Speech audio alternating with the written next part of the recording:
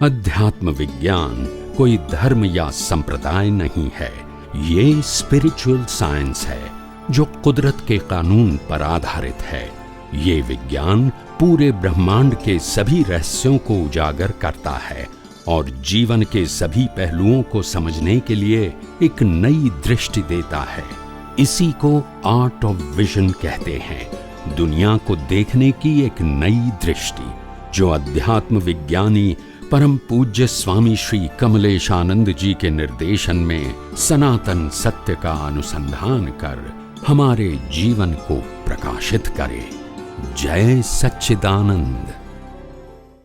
जब सवारे उठ्यो तो આપણે સેટઅપ પેલા કેવું હતું કે હું ઉઠું છું, હું બ્રશ કરું છું, હું બાથરૂમ ગયો, હું નાયો, મેં ચા પાણી પીધા, હું બહાર ગયો, મેં મોબાઈલનો ઉપયોગ કર્યો, હું ટીવી જોઉં છું, હું કોમ્પ્યુટર વાપરું છું, હું શોપિંગ કરવા ગયો, હું જોબ ઉપર ગયો, મેં ખાધું, હું ઘેર આવ્યો, આજે હું જમ્યો, ઊંઘી હું ગયો। આ પ્રેક્ટિસ હતી। હવે પ્રેક્ટિસ બદલવાની। કોણ ઉઠ્યું? પ્રકૃતિ ઉઠી, હું શુદ્ધાત્મા। બ્રશ કોણ કર્યું? પ્રકૃતિ કર્યું, હું શુદ્ધાત્મા।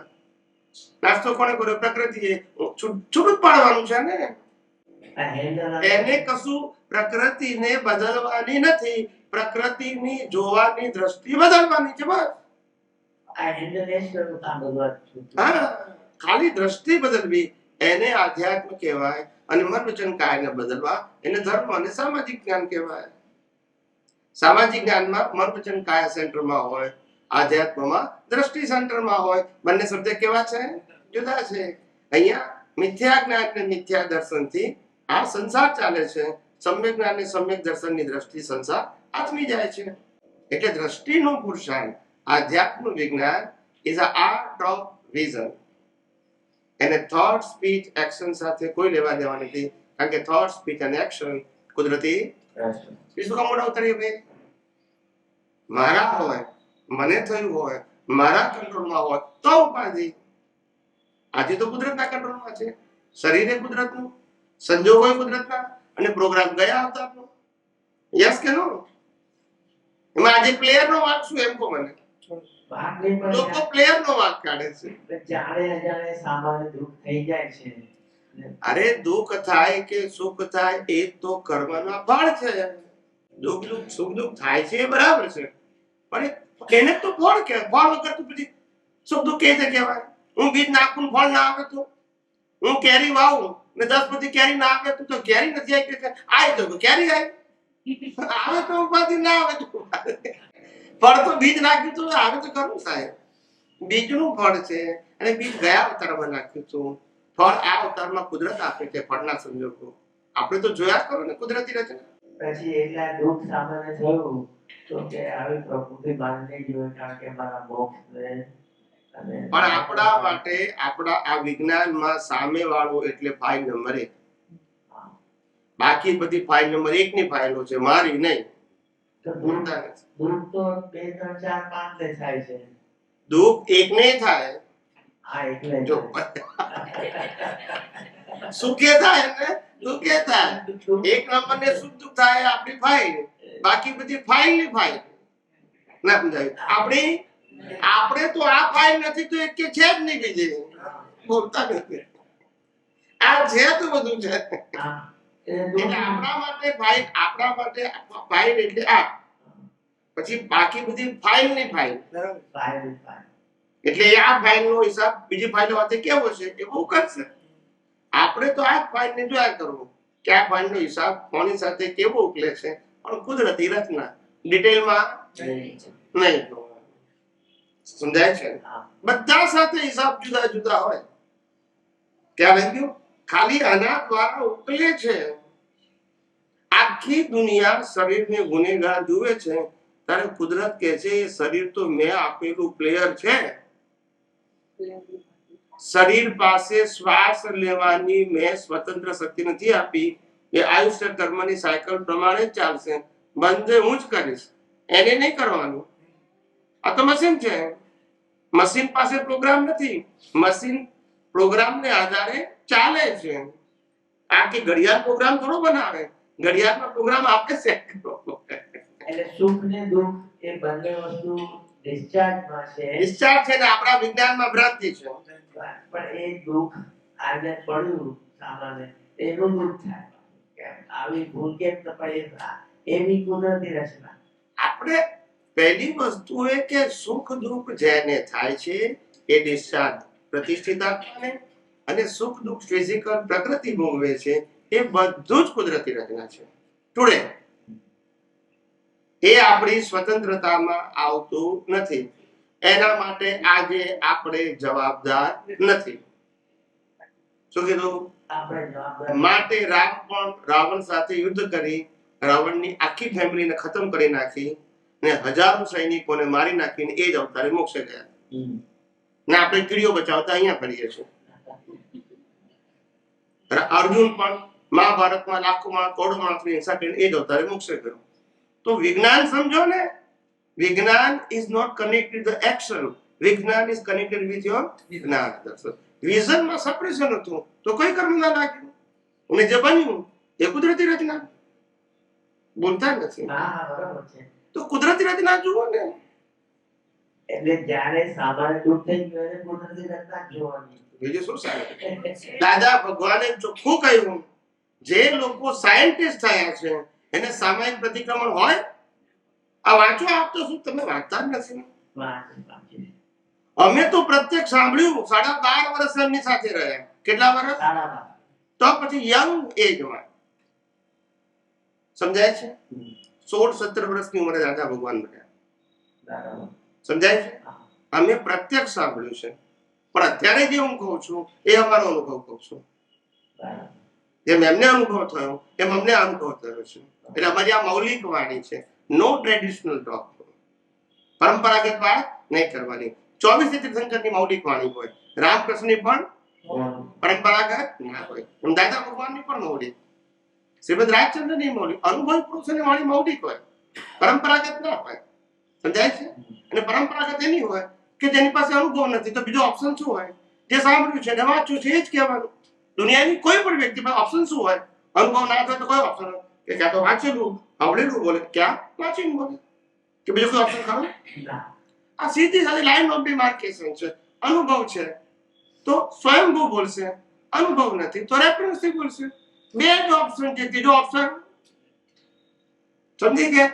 આ બધી વસ્તુ તમને એઝ અ સાયન્ટિસ્ટ ખબર પડવી જોઈએ. સાયન્ટિસ્ટ તરીકે આમાં સાચું ખોટું નથી, આમાં લાઈન ઓફ કે આ એક્સપિરિયન્સની વાત છે ને આ ટ્રેડિશનલ વાત છે. આટલું જ ખાલી. એમાં સાચું ખોટું નહીં બનવું. રિલેટિવ સત્ય અને સનાતન સત્ય આટલું. સાચું ખોટું શબ્દ આધ્યાત્મ વિજ્ઞાનમાં આવતો નથી. મને એક લાઈન ફોર ધ ડે સમજવી છે, સમજાવશો પ્લીઝ? ચડ્યો છે પારો કે ઉતર્યો, કળા સે વિશ્વે પ્રતિકૂળમાં. ચડ્યો છે પારો કે ઉતર્યો, કળા સે વિશ્વ પ્રતિકૂળમાં. આ પ્રતિકૂળ શબ્દ જે બોલ્યા ને, મેં કવિરાજ નહીં કીધેલું આ શબ્દ. મેં કહું પ્રતિકૂળ એટલે નેગેટિવ નહીં. પ્રતિકૂળ એટલે સબ્જેક્ટ ટુ રિલેટિવ. આઈધર પુણ્યનું હોય પાપનું હોય, એ મારા માટે પ્રતિકૂળ છે. પુણ્યમાં ફસાવું છું, શુભમાં અને અશુભમાં, એ મારા માટે તો બે પ્રતિકૂળ છે. પ્રતિકૂળ એટલે નેગેટિવ નહીં. બંને પ્રતિકૂળ, સારું ખરાબ બે પ્રતિકૂળ. આ બધા શબ્દો છે ને એનું મર્મ સમજવો પડે. એટલે કવિરાજ ખુશ થઈ ગયા હતા. આ તો કવિરાજની હાજરીમાં એક બેને પદ ગાયું હતું, એને આ પ્રશ્ન પૂછ્યો હતો, ત્યારે મેં સમજાવ્યું હતું બોમ્બેની અંદર. એ પ્રતિકૂળ શબ્દ એ ગુડ બેડ બે માટે વપરાય. પ્રતિકૂળ એટલે આત્માનું નથી તે. પ્રતિકૂળ એટલે ખરાબ, નેગેટિવ જ નહીં. પોઝિટિવ છે એ પણ પ્રતિકૂળ છે આપણા માટે. પ્રકૃતિ માટે પોઝિટિવ નેગેટિવ એ આપણા માટે પ્રતિકૂળ છે. એકના માટે રાગ ને એકના માટે દ્વેષ, એ બંને આપણા માટે શું છે? પ્રતિકૂળ છે. ચડ્યો છે પારો કે ઉતર્યો, કળા છે વિશ્વ પ્રતિકૂળમાં. આ પ્રતિકૂળ સંજોગોમાં તમારો પારો ચડ્યો છે કે ઉતર્યો કે ખબર પડશે? તમારે એટેચમેન્ટ થી ઘણી વખત રાગમાં ફસાઈ ગયા, ઘણી વખત દેશમાં ફસાઈ ગયા. એ તમારો પારો ચડ્યો તો ખબર પડી જશે. રાગમાં ફસાઈ ગયા એ તમે ફસાયા કહેવાય, એ પારો ચડી ગયો. એટલે અહીંયા જ મારે એપ્લિકેશન દેશમાં તમને એમ થયું કે મારે બહુ ખરાબ થઈ ગયું તો પારો ઉતરી ગયો, એ નકામું છે. આ એટલે ઓલું કર્મ બાંધવા અને કર્મ ભોગવવા ભોગવવાના સંજોગોમાં કોઈ પણ જીવની સ્વતંત્રતા નથી, માટે ભોગવવાના કર્મો છે એને ખાલી જોવા જાણવાના છે. નો એનાલિસિસ એને વિજ્ઞાન કહેવાય, અને એનાલિસિસ એનું નામ ધર્મ. સારું અપનાવો અને ખોટું ના કરો એનું નામ ધર્મ, ને સારું ખરાબ બંને રિલેટિવ સત્યથી મુક્ત રહો એનું નામ વિજ્ઞાન. હવે સમજી ગયા? બંનેના સબ્જેક્ટ કેવા છે? ખોટા નહીં કહેવાનું. શું કહેવાનું? એક રિલેટિવ સત્ય છે અને એક સનાતન સત્ય છે. એટલે આ ચડ્યો છે પારો કે ઉતરો એટલે ઓલો સુપિરિયરિટી આવી જાય ને ઇન્ફિરિયરિટી આવી બે જાય. બંને સુપિરિયરિટી ઇન્ફિરિયરિટી બંને રિલેટિવ સત્ય છે. આપણે સહજ રહેવાનું છે. સહજ આધ્યાત્મની વાતો જે શબ્દોમાં વ્યક્ત કરી જ્ઞાની ભગવંતોએ, એ સામાન્ય વ્યક્તિને સમજાય જ નહીં, કારણ કે રિલેટિવ સત્યમાં જ લઈ ગયા. સમજાય છે? જ્ઞાની પુરુષે બહુ, તમે કેટલાક મારા જૂના સત્સંગ હમણાં જે બોલ્યો છું 15 દિવસ 20 દિવસમાં સત્સંગો થયા છે બધા, પૂના, બોમ્બે, નાસિક, દેવલાલી, બધા એ સાંભળજો. એમાં મેં આખી પ્રોસેસ બતાવી છે કે જ્ઞાની પુરુષ દાદા ભગવાનને જે જ્ઞાન પ્રગટ થયું તે પછી એમના કેવા કેવા સંજોગો આવ્યા ને સંજોગોમાં કઈ રીતે જ્ઞાન વ્યક્ત થયું, છેલ્લે પછી શું એમને કીધું. આ બધી આખી મેં સાયન્ટિફિક પ્રોસેસ એમના ઉદય કર્મની બતાવી છે. એનાથી તમને ખબર પડશે કે આવું કેમ આવડા મોટા અનુભવી જ્ઞાની પુરુષે ક્રિયાની કેમ વાત કરી. સમજાય છે? ત્યારે ખબર પડી કે માઇનસ વાળા ભેગા થઈ ગયા હતા. વિજ્ઞાન સમજે એ બધું જ કીધું એમ કે માઇનસ વાળા છે. યસ કે નો? શરૂઆતમાં વિજ્ઞાન આપવા પ્રયત્ન કર્યો 5-6 વર્ષમાં દાદા ભગવાને. 58 થી 62 સુધી કોઈને ખબર ના પડી કે આ જ્ઞાની છે. 62માં શરૂઆતથી એક વ્યક્તિ ઓળખ્યા. તો 62 થી 67 સુધી વિજ્ઞાન આપવા પ્રયત્ન કર્યો, પણ દાદા કહે છે કે જે લોકોને વિજ્ઞાન આપ્યું, વિજ્ઞાનમાં જ્ઞાન વિધિ, આજ્ઞા, ચરણ વિધિ, સત્સાધન કઈ નતું. ખાલી 5 વખત બોલાતા તો બોલ મન વચન કાયાથી સર્વથા મુક્ત એવો શુદ્ધ આત્મા છું. અને પછી આ બધું દેખાય છે એ બધું શું છે? વ્યવસ્થિત છે. શું છે? સંજોગો વ્યવસ્થિત છે, અને આ દેખાય છે વ્યવસ્થિત છે, એની અંદર શું છે? શુદ્ધ આત્મા. વ્યવહારથી આ રિક્ષા વાળો, નિશ્ચયથી શુદ્ધ આત્મા. રિક્ષા વાળો છે એ વ્યવસ્થિત છે. એ સર્કમસ્ટન્શિયલ એવિડન્સ કીધું આ બધું વ્યવસ્થિત છે. એ સાયન્ટિફિક સર્કમસ્ટન્શિયલ એવિડન્સ. એટલે આ આખું એમને કીધું. પણ પછી દાદા કહે છે કે મેં 5 વર્ષ પ્રયોગ કર્યો તો બધા તગારા ને પાવડા મૂકીને ભાગી ગયા. એ એમને જ કીધું પાછું. આ બધું મેં પ્રત્યક્ષ સાંભળ્યું છે. રસ્તામાં જોયું કે આ બધા ભાગે. કોઈ આવ્યું જ નહીં પછી જ્ઞાન લીધા પછી. એટલે પછી એમને ખ્યાલ કે આ બધા ફોર્મેટ થી ટેવાયેલા છે. પછી આખું શું આપ્યું? ફોર્મેટ આપ્યું. છેલ્લે પછી એ રિકન્સાઇલ કરવા ગયા. શું કરવા ગયા? રિકન્સાઇલ કરવા ગયા કે આ હું તો સાયન્ટિસ્ટ છું અને આ બધું ફોર્મેટ આપી દીધું ડ્યુ ટુ ધ સર્કમ. આપ્યું એટલે કરતા તરીકે નહીં, એમનો ઉદય કર્મ જ હતો. હું આ બધી ઉદય કર્મની જ વાત કરું છું, એમની સ્વતંત્રતાની વાત નથી કરતો. હવે એમના ઉદયમાં આવું આવ્યું, પછી તો જ્ઞાની તો હતા જ પોતે. ખબર પડી કે આ તો બધું રિલેટિવ સત્ય પૈકી છે, પણ હવે શું કરવું હવે? કારણ કે લોકોએ પણ એ જ પૂછ્યું, સામાજિક અને ધાર્મિક વાતો. મારે આ કેમ કરવાનું, આ કેમ કરવાનું, છૂટા રહેવાનું તો પૂછ્યું જ નહીં કોઈએ. જે વિજ્ઞાન હતું, વિજ્ઞાન એટલે છૂટા રહેવું. મેં કરવું ના કરવું બે સબ્જેક્ટ. કે પછી છેલ્લે પછી જયારે એમની હેલ્થ સારી નથી, મંદિરનો પ્રોજેક્ટ આવ્યો પછી હેલ્થ સારી નથી એમની, ત્યારે 86-87માં કેટલાક વાક્યો એ વન વે બોલ્યા. વન વે ક્યાં લઈ ગયો? Without question answer. તેમાં આ બધા વાક્ય બોલ્યા છે.